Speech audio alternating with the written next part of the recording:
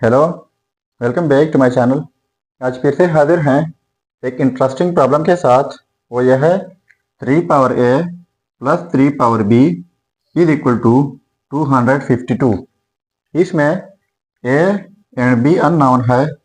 इन दोनों को find out कर लेते हैं कि इनकी क्या कीमत है।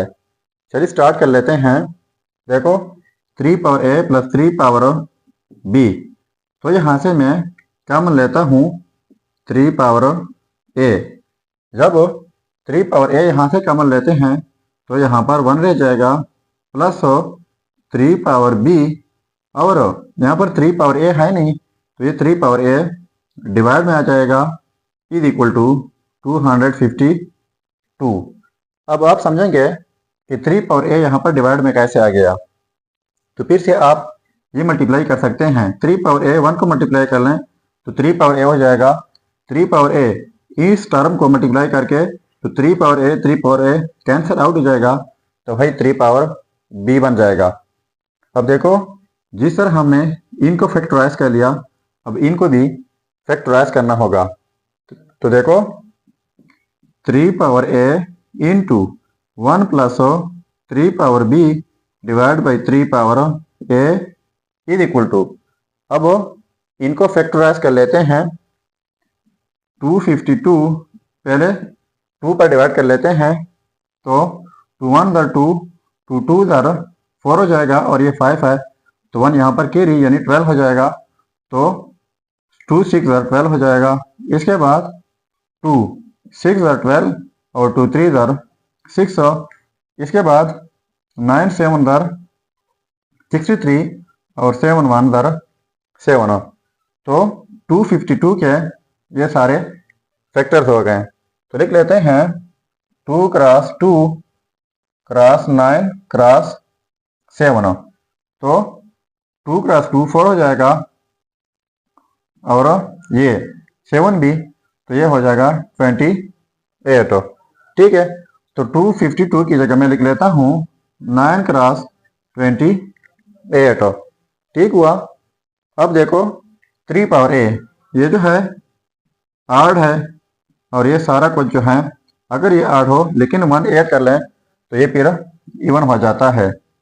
यहाँ पर भी ये आड है और ये इवन नंबर है, तो आड को आड के साथ कंपेयर करना होगा और इवन को इवन के साथ। तो देखो, 3 power a is equal to 9 and 1 plus 3 power a divide by 3 power b is equal to 28। ठीक हुआ। इसके बाद 3 power a is equal to 9 की जगह लिख लेते हैं 3 पावर 2। तो इनके लिए हमारे पास एक रूल है, वो यह है कि x power a is equal to x power b। मतलब यह है कि जब सेम बेसिस हो, डिफरेंट पावर हो, बीच में इक्वलिटी हो, तो इस सूरत में पावर्स इक्वल हो जाते हैं। तो यहाँ पर भी ये सेम बेसिस है, डिफरेंट पावर्स है, तो ये पावर्स इक्वल हो जाएंगे। ए इज इक्वल टू 2। तो ये रहा हमारा फर्स्ट रिजल्ट ए का। अब इनको भी सिंप्लीफाई कर लेते हैं कि इनसे हमारे पास क्या रिजल्ट आ सकता है। तो देखो, 1 plus 3 power b divide by 3 power a is equal to 28। तो ये पॉजिटिव 1 है, उस साइड पर शिफ्ट कर लेते हैं, तो ये नेगेटिव 1 हो जाएगा। तो ये हो जाएगा 3 power b divide by 3 power a is equal to 28 minus 1 हो जाएगा। अब इसके बाद इन पर भी एक रूल अप्लाई हो रहा है, लॉ ऑफ एक्सपोनेंट का।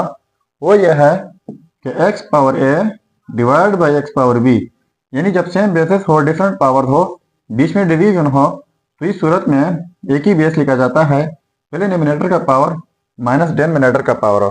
तो यहाँ पर भी सेम बेसिस है, डिफरेंट पावर है, तो एक ही बेस हो जाएगा, पहले डिनोमिनेटर का पावर b माइनस फिर डिनोमिनेटर का power is equal to 28 minus 1 हो जाएगा 27। ठीक हुआ।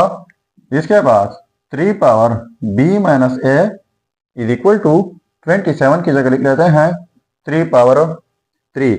फिर से इस रूल के मुताबिक जब सेम बेसिस हो, डिफरेंट पावर हो, बीच में इक्वलिटी हो, तो इस सूरत में पावर इक्वल हो जाएंगे। b minus a is equal to 3। अब ए हम फाइंड कर चुके हैं, ए की कीमत है 2। अब यहाँ पर ए की जगह 2 लगाते हैं, इज इक्वल टू 3। अब -2 दूसरे साइड पर शिफ्ट कर लेते हैं, तो b की कीमत हो जाएगी 5। तो यह रहा हमारा रिजल्ट b का। अब अगर इन रिजल्ट्स को हम चेक करना चाहें कि वाकई ये रिजल्ट्स ठीक है या गलत है, तो यहाँ पर मेन प्रॉब्लम में a एंड b की कीमत पुट करके अगर ये 252 के इक्वल आता है तो ये रिजल्ट्स ठीक होंगे। चलिए अब चेक कर लेते हैं। अब देखो, a की कीमत है 2 और b की कीमत है 5। अब ये रिजल्ट्स पुट कर लेते हैं a एंड b की जगह। सो चेकिंग 3 पावर a, तो a की जगह 2 प्लस 3 पावर b, तो b की जगह 5 इज इक्वल टू 252। तो 3 पावर 2 का मतलब है 2 टाइम्स 3 प्लस 3 पावर 5 का मतलब है 5 टाइम्स 3, यानी 3 cross 3 cross 3 cross 3 cross 3 is equal to 252। ठीक है, तो 3 क्रॉस 3 9 हो जाएगा, plus 3 cross 3 9, 3 cross 3 9 cross 3 is equal to 252। ठीक हुआ। सो 9 प्लस ये हो जाएगा 81 क्रॉस 3 इज इक्वल 252। अब इनको मल्टीप्लाई करके 9 प्लस 2 43 हो जाएगा इज इक्वल टू 252। इनको ऐड करके हो जाएगा 252 इज इक्वल टू 252।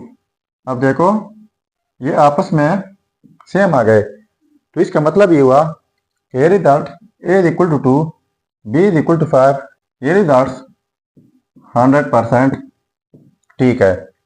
अगर चैनल पर नए हैं तो सब्सक्राइब कीजिएगा। मिलते हैं नेक्स्ट वीडियो में, तब तक अल्लाह हाफिज़।